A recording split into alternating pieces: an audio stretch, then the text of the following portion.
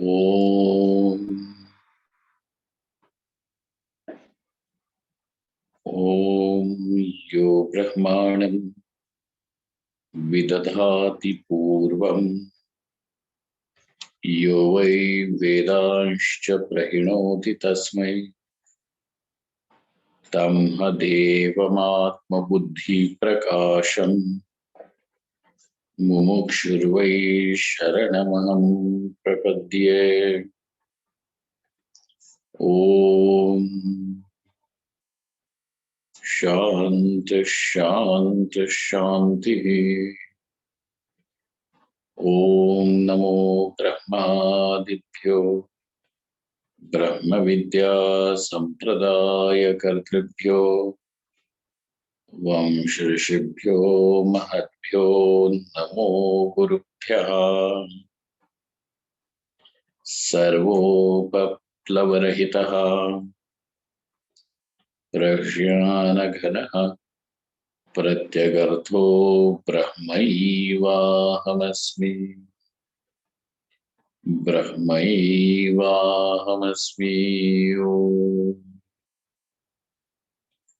Vedantartha Vibhasakaya Gurave Shantaya Sannyasine Nanavadi Nagendra Sangapavaye Yogindra Vandyaya Cha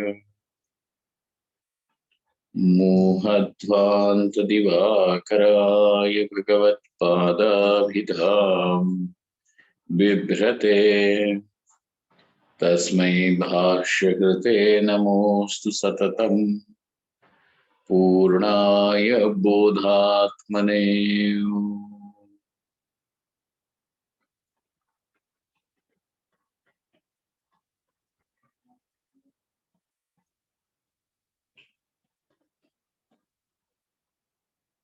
Yasya Nishvasitam Veda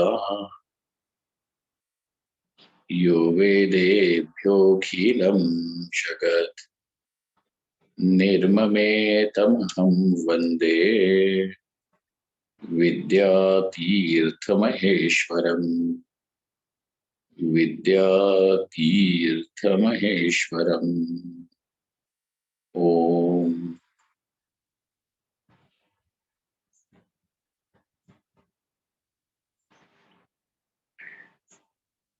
Amongst the 5 purposes accomplished by Jivan Mukti, the first one enumerated is Jnana Raksha, the protection of knowledge.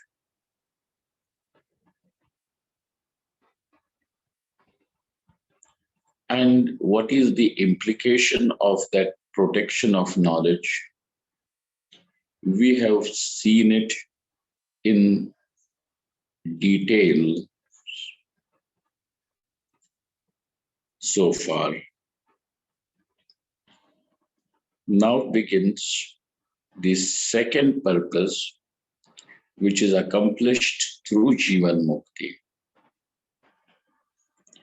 and that is called as tapaha, austerity.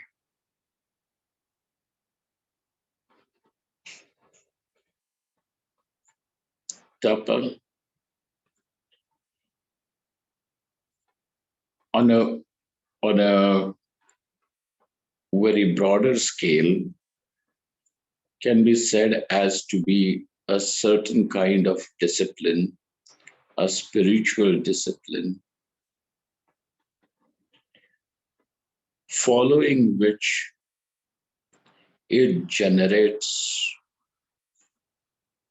punya.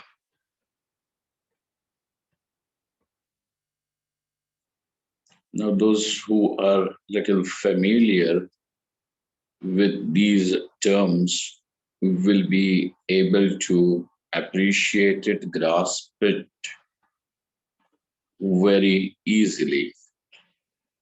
Tapa or tapas, that is how we come across. Because every form of austerity is not just inflicting some self, uh, what do they call, injury in the name of religion, or because in order to please the God. Because various theologies all over the world have different implications of the word austerity. And because of one's limitation to provide any other word for tapa at this point, we are going to be satisfied with the translation austerity. But we also have to understand its implication so that we do not confuse it with a form of some self mortification. It is not self mortification, it is a form of self discipline, a religious, a spiritual discipline, which is oriented in giving refinement to the mind and to the indriyas. And when this discipline is followed, along with this result of, of disciplining the mind, disciplining the senses and organs, one more unseen result is generated by that, which is called as punya. As a result of this punya, there is the punya then gives the karma phala because it is karma. Its result comes in form of sukha. And this sukham is not ordinary peace, pleasure, or moments of joy. This punya gives you this sukha of celestial worlds. So after the person leaves this mortal coil, the mortal world, then he enters into the realms of celestial world. This entry into the celestial world is also given only when there is punya at your credit, at one's credit. So this is the tapa generates punya. Now we are going to discuss about this tapa and its impact, because this tapa itself is the result of Jivan Mukti. Even when a person is not Jivan Mukta or enlightened, if the person follows the ways of the spiritual discipline, the religious discipline, it will generate refinement of that mind, of the senses. And as a result, even such an unenlightened person will find the result of this punya karma as heavenly worlds or a life of joy, peace in future births. So let us look at tapa as the second prayojana accomplished by Jivan Mukti. One more thing to be noted in this particular section of the text is that Vidyaranya Swami has lifted almost chunks of the Upanishad towards the end of this section. And because it is a little technical, I may give a little synopsis, or we are going to skip over it. And maybe if there is anyone interested, then we can deal with it later on. But all that we need to know is that this Jivan Mukti it creates tapa. What is that? Let us see in some details. Tapo dvitiyam prayojanam. What is the dvitiya prathama prayojanam is jnana raksha, guarding the knowledge, protection of the knowledge is the prathama accomplishment, the first. Then comes tapaha, which is tapo dvitiyam prayojanam. Okay. Prathamadi yoga bhumi trayasya jnana sadhanatvat chaturthaha tad rupatvat panchamyadi trayasya tu tad phalakatvat katham muktyetar sukhasadhakas tapastvam upapadyate.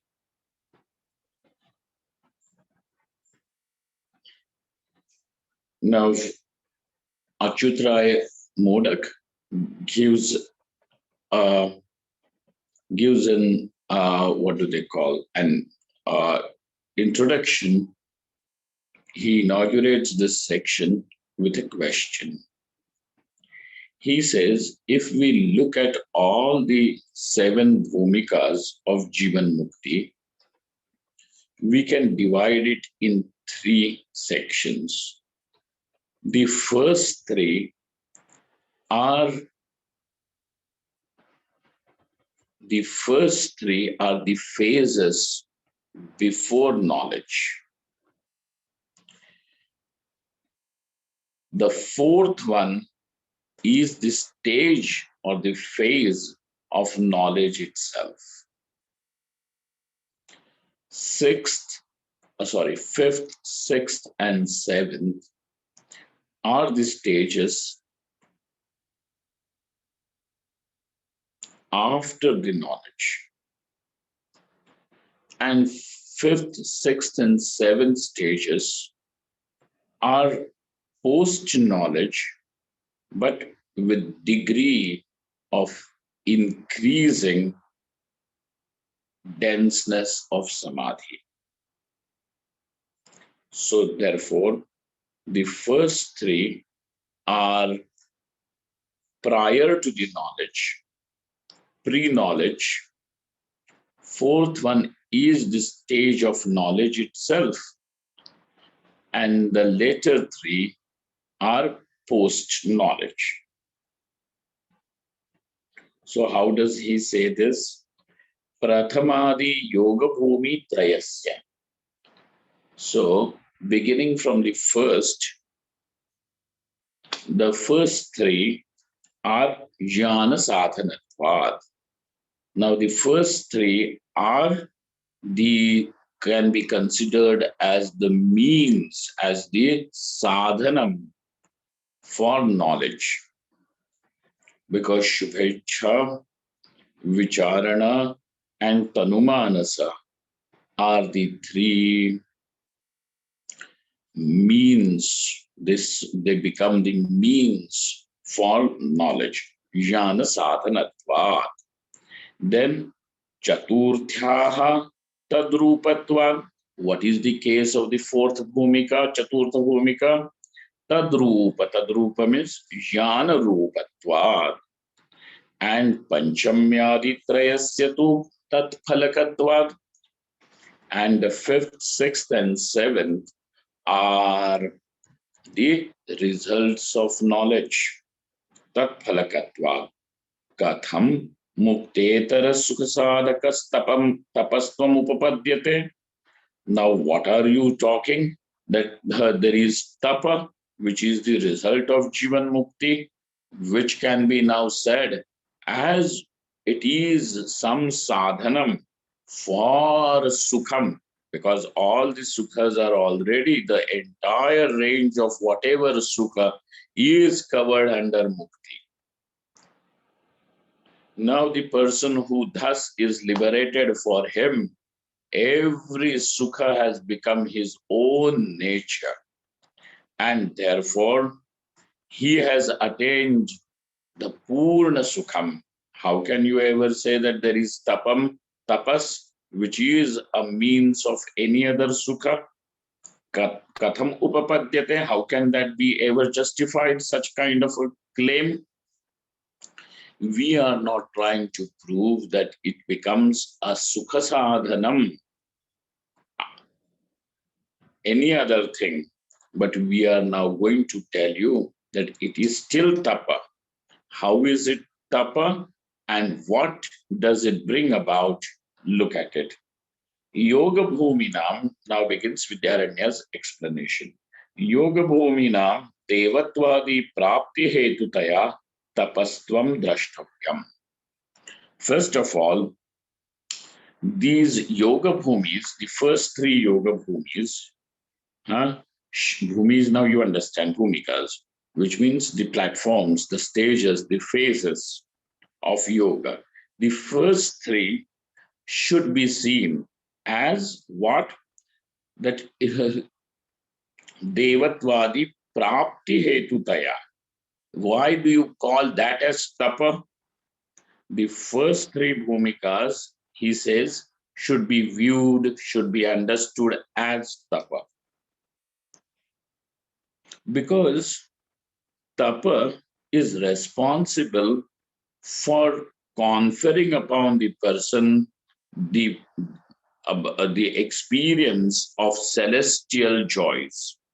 And those celestial joys can be had only if the person is allowed in the celestial world.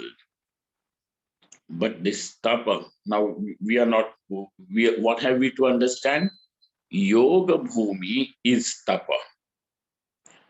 How are these yoga bhumis tapa? Why should it be called as tapa is justified. What is the result of tapa? Devatvadi prapti, the attainment of celestialhood. Okay, Devatvadi prapti is the result of tapa. So also, because of accomplishing the yoga bhumis, if a person goes through shubhecha, vicharana, and tanumanasa, by just going through these phases, by inculcating the what do they call, bringing these values in life, that itself becomes the reason why such a person will be welcomed into the celestial world. And entering the celestial world means you enter as a celestial being, as some god of that realm. Okay. Devatvadi prapti hetutaya tapastvam. Tapa also gives celestialhood. The first three bhumikas, when well inculcated, these bhumikas also confer upon the person the celestialhood. What gives celestialhood? Tapa. And now we have also discovered that yoga bhumikas also give tap devatvam. And hence, we are now going to say that these yoga bhumis are also a tapa. Now you understand why are these yoga bhumikas, why are these first three bhumikas, or in fact all bhumikas are going to be called as tapa. Tad hetutvam, sir, where have you discovered that a person who goes through this spiritual evolution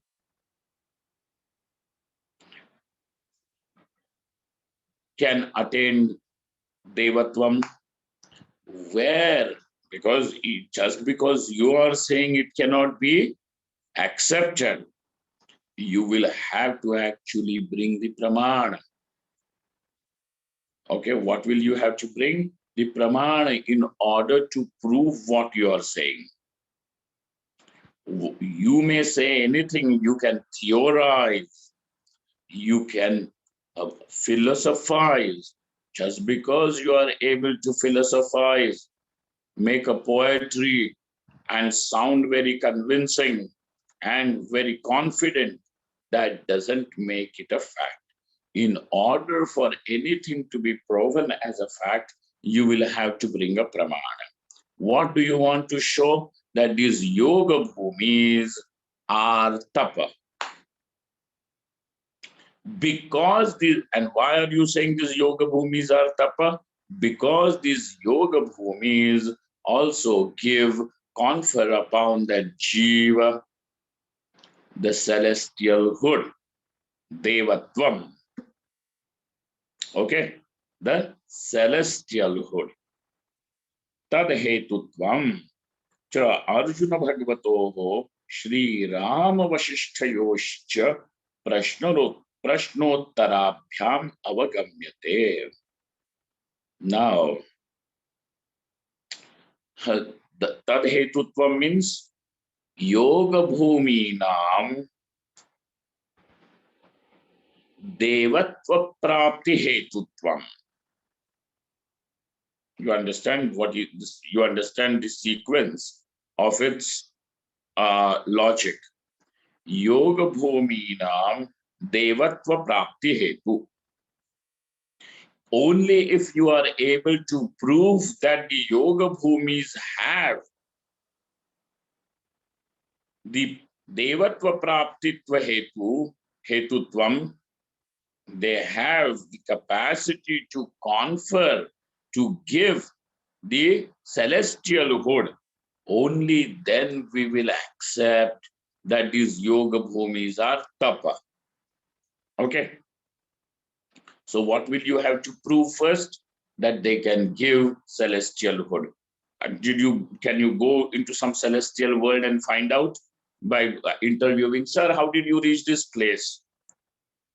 No. So we will require Shruti, where the Indriyas do not have any gati, where, so those areas where the Pratyaksha Anumana, etc., does not work, over there the Shruti goes Atindriya Vishaya. Adharma Brahma is Atindriya Vishaya. And there we will require Shruti. If now, in this case, the Shruti Anugami Pramana, whether it is Yoga Vasishtha or Bhagavad Gita, if also can be brought, we will be satisfied with it. And so therefore, Vidyaranya Swamiji says, are you listening? Vidyaranya Swami says, because I never know in this darkness, Anuj goes to sleep. So in Vidyaranya Swami says that yes, tad hetutvam. Tad hetutvam means devatva prapti hetutvam. Kasya devatva prapti hetutvam? Yoga bhumi nam devatva prapti hetutvam is seen. Hi. Where is it seen? Through the dialogue between Sri Krishna and Arjuna and Sri Rama and Vasishtha. Okay. So thus in Bhagavad Gita and Yoga Vasishtha, these two works are there.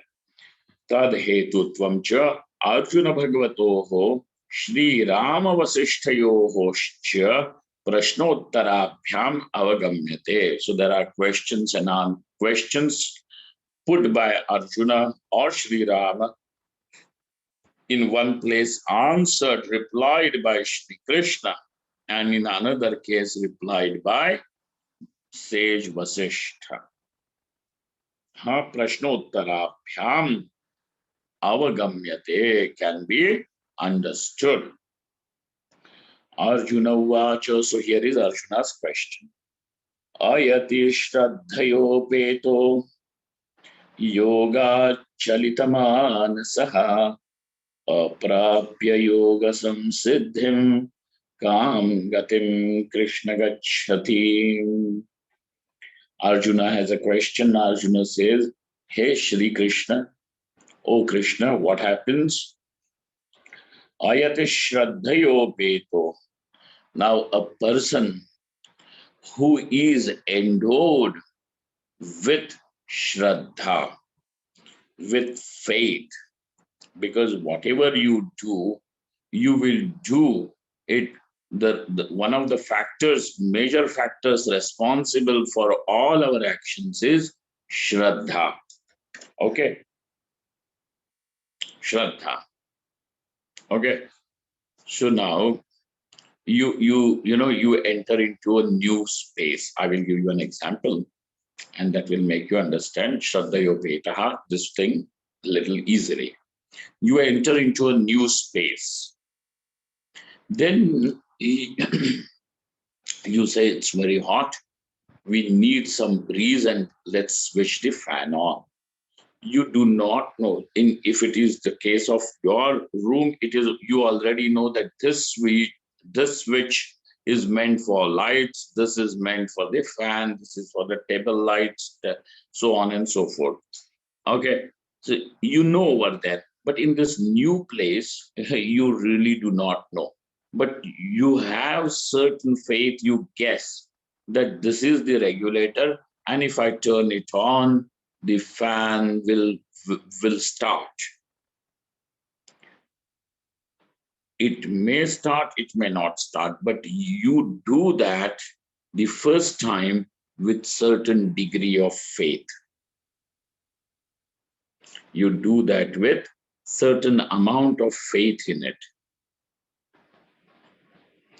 This Shraddhayopetaha, that Shraddha gives you phalam.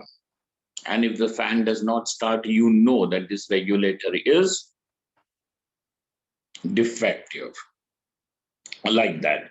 So, ayati Shraddhayopetaha, but it begins with Shraddha. Every action then therefore is prompted with Shraddha. Okay. Ayati Shraddhayopetaha. So a person endowed with Shraddha. Shraddha in what? In the yoga bhumikas, in the yoga. That this is what will lead to moksha, to Jivan Mukti. Yoga Samsiddhi is Jivan Mukti. Okay. Yoga Chalitamanasaha, but on the way, as he is striving, maybe in the phase of Shubhecha, or in the phase of Vicharana, or in the phase of Tanumanasa, the person may get distracted. The person may get distracted. And that distraction is due to some purva papa now that comes and distracts him.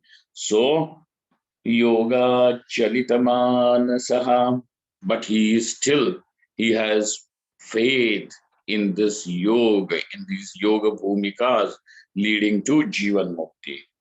And therefore, naturally, because he is now distracted and he dies.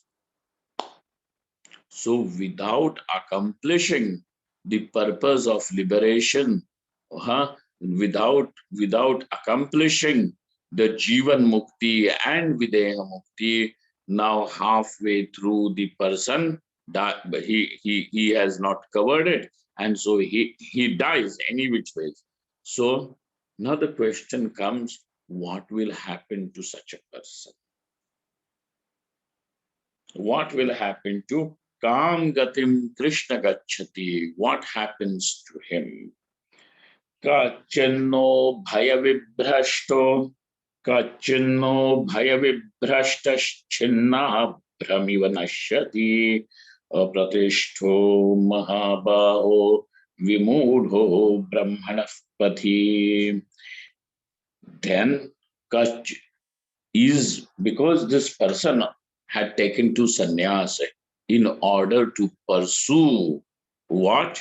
In order to pursue, in his pursuit of knowledge, he had taken to sannyas, and therefore he had given up the karma. And because of certain leniency, because of some leniency, we keep giving ourselves a lot of liberty, and that because of that lack of effort, because of that something has happened, and because of which the person could not accomplish, and he died. So now he already had given up karma, and the result of sannyasa, or the result of these yoga bhumikas, was also not accomplished in his life. Therefore, is this person, therefore, ubhaya vibhrashtaha, has he lost both in this whole bargain? Has he lost both? Ubhaya vibhrashtaha. Neither did he get the karma phala, nor did he get the phala of knowledge. He does not get the karma phala because he has given up karma. He did not get knowledge because his efforts were not adequate, or the time in his life was short, and he passed away. And therefore, what will happen to such a person? Apratishta, does he perish like the clouds? Just as how the clouds disperse. Will his life be such a waste? Is the question. Ubhaya vibhrashtaha. So through this question, which is asked by Arjuna and replied by Sri Krishna, though this is the topic, what we have to understand is that these yoga bhumikas really have the capacity to give the celestial hood, godhood, so to the people, and therefore it is tapa, because it has devatva prapti hetu, it has got devatva prapti hetu, and therefore it is tapa. We have to understand this. So it is a little, there is a twist to it. Then Arjuna says, Etanne samshayam Krishna chetum arhasya sheshataha twadanya samshayasyasya chetaha nahyupapadyate. Hey Shri Krishna, this doubt of mine, you are capable of eradicating this doubt. Cheta, you can solve, you can answer this question and remove my doubt. Her doubts are removed not by suppressing them, but doubts are removed by showing the logical link. Okay, a doubt is necessarily some discrepancy, and it is a logical discrepancy, and because it is a logical discrepancy, it will be removed by bringing it appropriate logic. Hey Shri Krishna, my doubt is, what is his doubt? Will that person be Ubhaya Vibhrashta? Because he has given up karma, he already has missed the he is going to miss the karma phala, because karma phala will come to you only if you have done the karma. And he has not even attained knowledge or jivan mukti, because because the efforts were not adequate. Now that means that he does not have karma phala. The result of knowledge also has not come, and he has perished. Now died. Now does that mean that he will perish like a cloud, huh? Like a cloud? And this doubt can be resolved, O Shri Krishna, only by you. Why only by you? He says, Tvananya samshayasya cheta naiyupapadyate, because I don't see anybody who can remove. Because this whole matter is about what?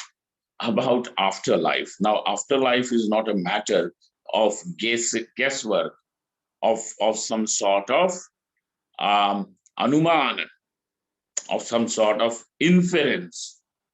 Over here, only Shruti will work, and therefore that Bhagavan only can answer this question. Therefore, the very word Bhagavan means this: Utpattim cha vinasham cha bhutanam agatim gatim vetti vidyam avidyam cha savacho bhagavaniti. Those who want one more definition of the word Bhagavan, here it is. Utpattim cha vinasham cha bhutanam agatim gatim vetti vidyam avidyancha savacho bhagavan iti. Who is called, what do you mean by Bhagavan? Who can be called as Bhagavan? Utpattim cha vinasham cha.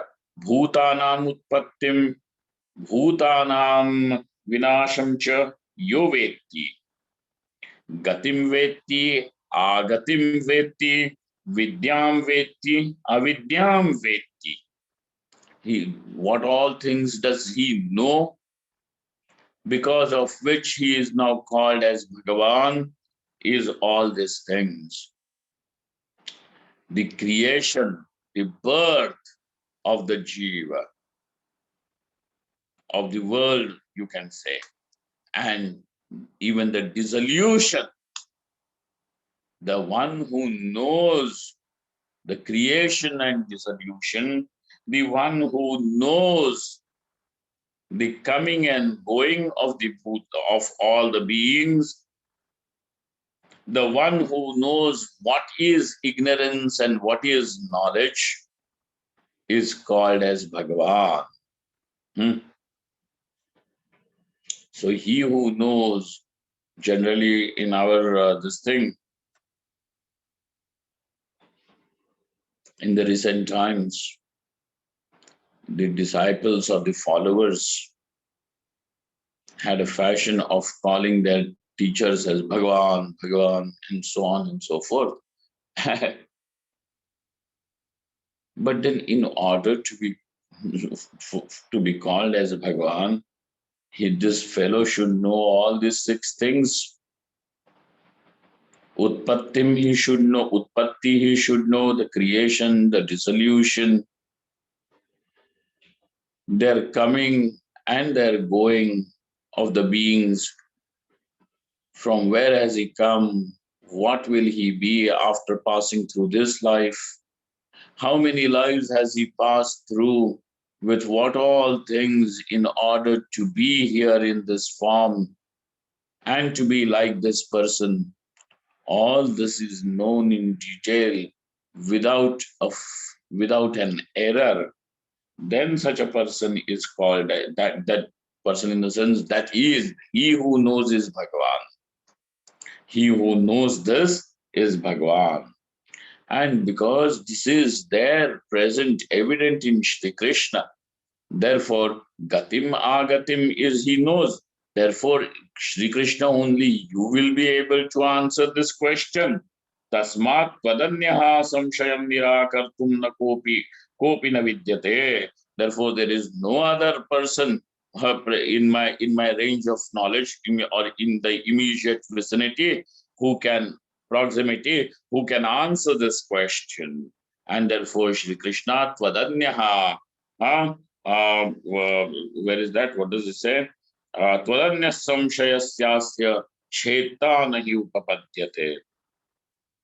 Now Shri Krishna answers this. Shri Bhagavan vacha partha naiveha namutra vinashastasya na vidyate nahi kalyana krit kaschin durgatim tata gacchati. Hey Partha, O son of Pritha, which means another name of Arjuna. He is also called as Partha, means the son of Pritha. Another name, her maiden name of Kunti. Kunti's maiden name was Pritha. Okay, Maike ka naam.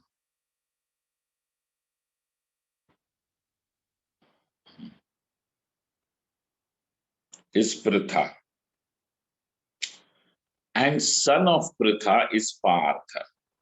So therefore, hey Pritha, hey Partha, Shri Krishna addressing Arjuna, he says, Naiveha namutra vinashastasya na vidyate. He is not destroyed in this this world is also not destroyed, nor is his afterlife destroyed. When do you say something is destroyed? When something is spoiled. Also you can say is destroyed. So somebody wants to make some cake or something, and that person totally messes it up. Now, instead of making a cake, that turns out to be something like a pudding. He wants a cake, spongy, nice, fluffy, and soft. Now this becomes almost so slushy. Chikhal, slushy. What is cake? What will you say about that? It may taste good. It is tasting good, nice. So you don't say this is a nice cake. You spoiled the cake, destroyed the cake. So it means that when it is not accomplished, you are going to say it is destroyed. Okay. So also when a person just wastes his life, he does not attain dharma, artha, kama, moksha, none of these purusharthas are his accomplishments of this human birth, then what do you say? Such a person has destroyed his own life. Okay, he has destroyed his life. So that destroyed means spoiled. So Shri Krishna says that this person whom you are doubting that he may be Ubhaya Vibhrashta, for him Shri Krishna says in his this world or the other world is not destroyed, O Partha, vinashastasya na vidyate. Why? Nahi kalyana krit kaschid durgatim tata gacchati. This is the greatest assurance that even a very small part of what is righteously followed, the dharma, can never be destroyed. It will give its result. Nahi kalyanakrit kaschid. What that kalyanakrit, whatever is that kalyanakrit will not kalyanakrit means kalyanakari, that which can give whatever efforts that he has put on the path of moksha can never be destroyed. No doubt it was inadequate, but it does not mean that it will be destroyed. It will be there with him. How? Prapya punyakritam lokan ushitva shashvati samaha shuchinam shrimatam gehe yoga bhrashto vijayate. So the one who was not able to accomplish Jivan Mukti or Moksha in this very life, such a person is called as Yoga Bhrashta. Yoga Bhrashta does not mean fallen from grace. Okay? Yoga Bhrashta does not mean that that person is fallen from grace. He is Yoga Bhrashta because then later on he started doing anachara.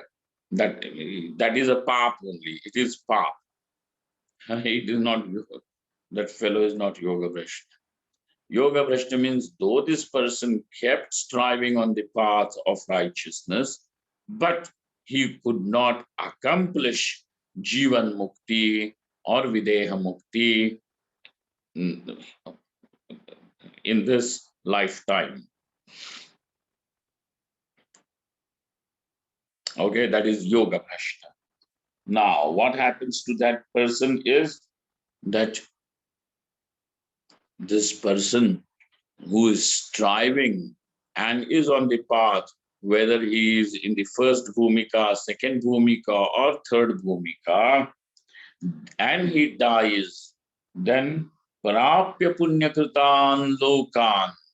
Now he attains those celestial realms, okay, which are attained by people who have done mighty, who have lived a mighty righteous life. Like Harishchandra and all.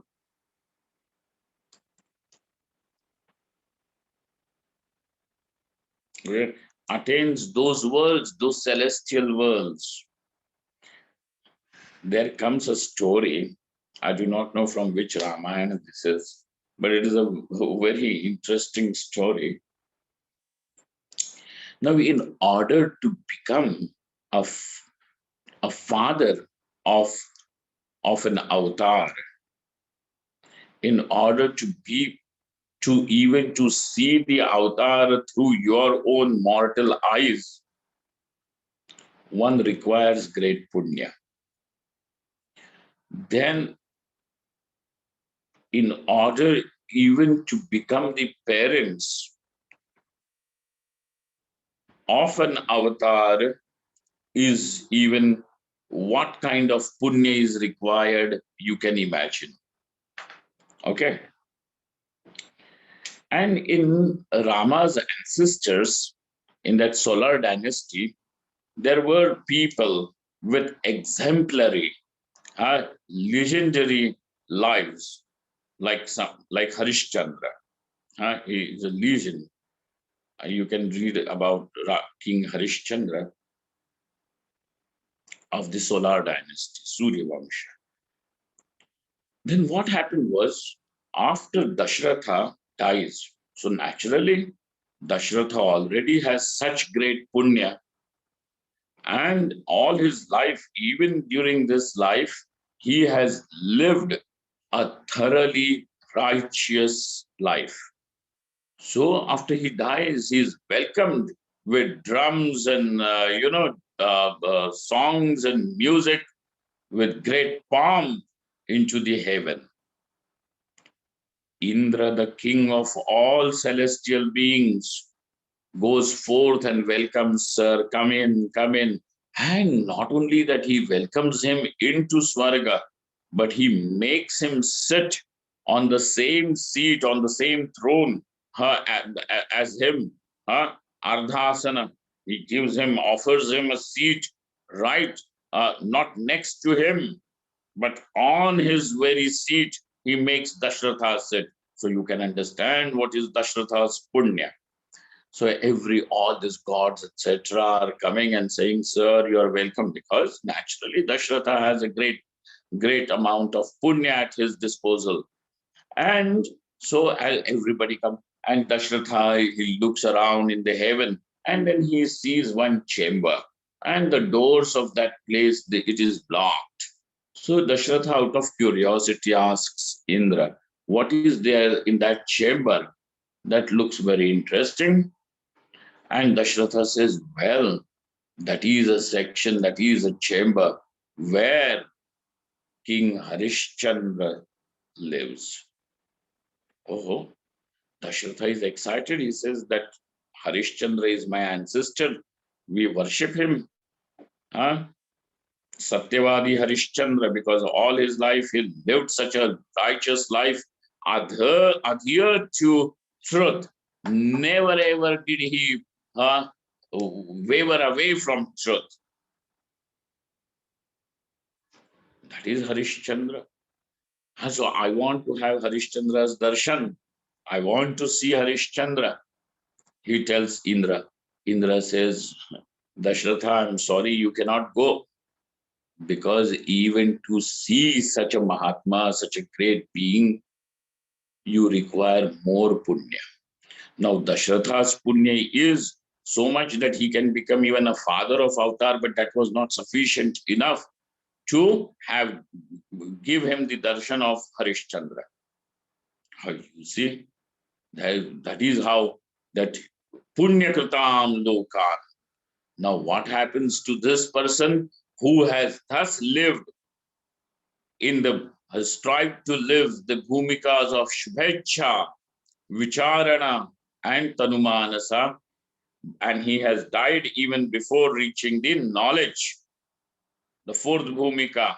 So now this person is he gets an entry into the celestial worlds. What are the celestial worlds? Those realms of life which are attained by people who have a great deal of punya. So they have a great deal of punya with them. So such are these worlds, celestial worlds. And these worlds are attained by whom? Even by these yoga bhrashtas. Okay, after that, what happens? After he lives over there and after the punya phala is exhausted, now he comes back to the mortal world. And will he be born into dirty conditions? No, no, no. Such a yoga bhrashta will be born to parents. How are those? How is that house? Yoga bhrashtos, Srimataha, Shuchinam, in the houses of pious people. Who are these people? Shuchinam. Shuchi means pious. In the houses of pious people. And not only that, they are just pious, but they are also wealthy, cultured people. In their houses, such a person is born. Why? So that now he can continue his onwards journey. Okay, so he is not born into conditions which are very not conducive to spiritual life. But in those houses where even the parents are very pious. Okay. And to talk about this piousness, once Maharaj Ji had said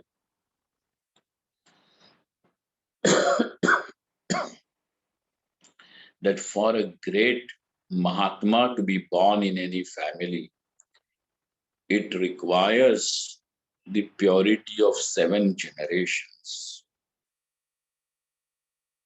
That could be what do they say? Hyperbole, but we require that kind of piousness, because even for such a great soul to come into the mother's womb, both the father as well as mother have to be have to be extremely pure and pious. One day somebody had asked Swami Anandanji, as why is avatar not taking place when there are so many crimes and so much of papa in this world? It is a high time Bhagwan should come and relieve the world. Swamiji said, for Bhagwan to come, it is not very difficult, but he should find Yashoda and Nanda, or what do they call, Devaki and Vasudeva, or Dashratha and Kausalya. The parents should be like that. Then Bhagwan comes as an avatar. Oh no, we look at ourselves. You want yourself to be redeemed, but tell me, are you ready to be? Are you anywhere like Dashratha or Kausalya? That now avatar can take place, and therefore it requires that kind of boon.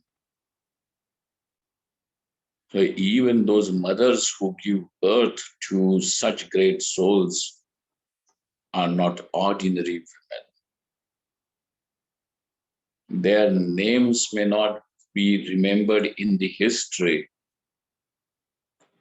but just because, as Gondolikar Maharaj used to say,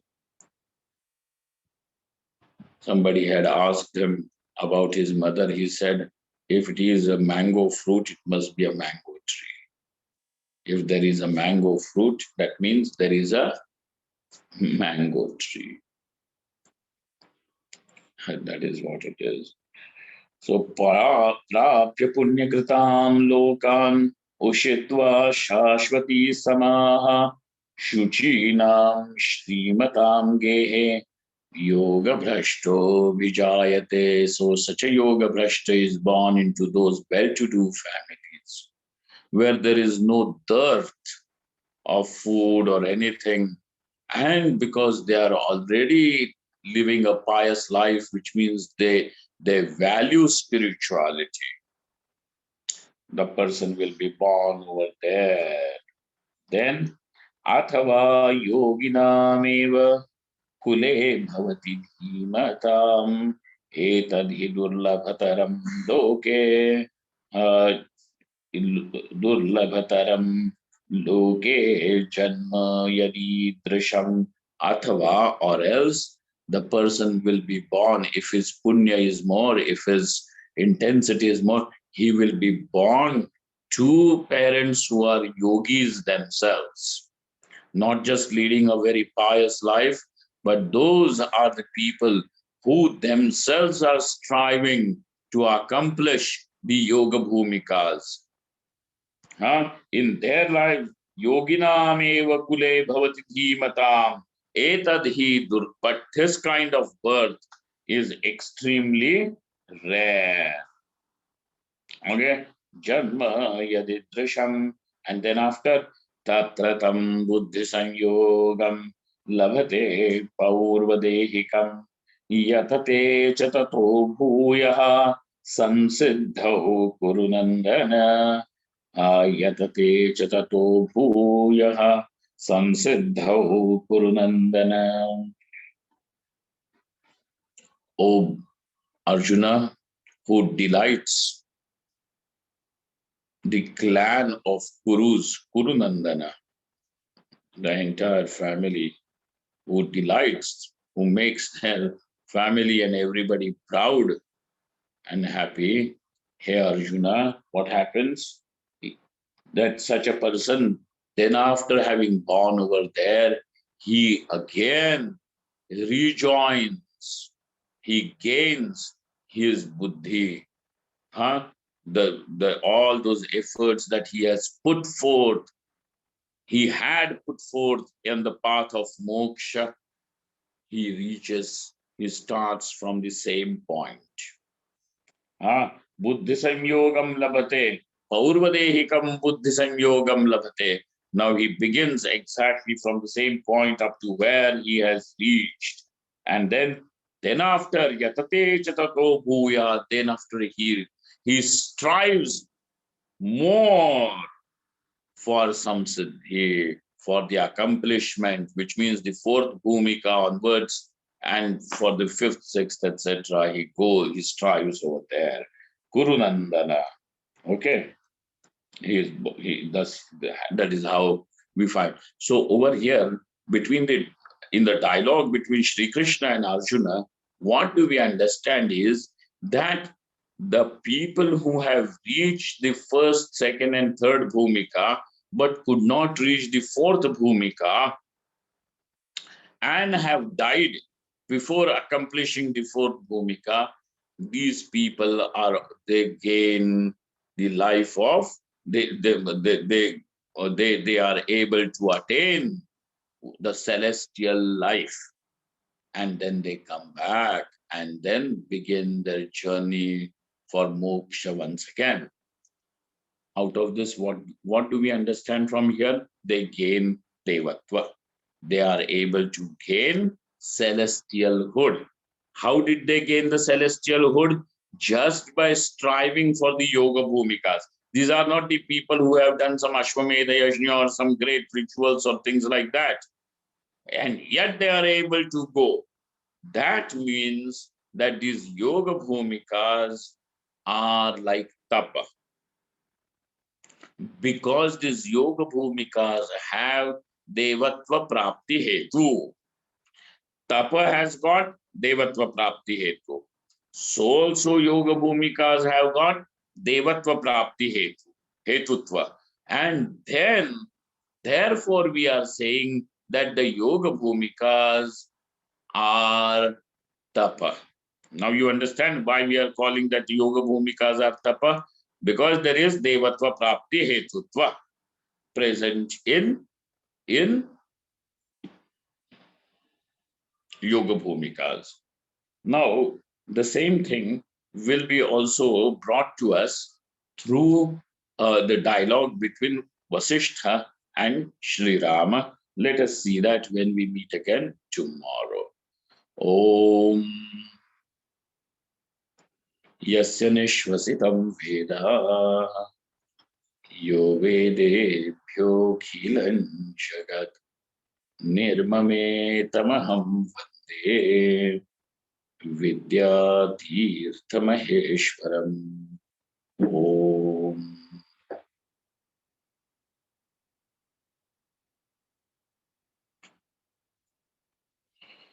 Om Purnamadah Purnamidam Purnat Purnamudachyate Purnasya Purnamadaya Purnameva Vashishyate. Om Shanti Shanti Shanti. Shankaram Shankaracharyam Keshavam Badarayanam Sutra Bhashyakrito Vande Bhagavato Punah Punah. Ishvaro Gururatmeti Murti Veda Vibhagine Vyomavadvyapta Dehaya Dakshina Murtaye Namaha.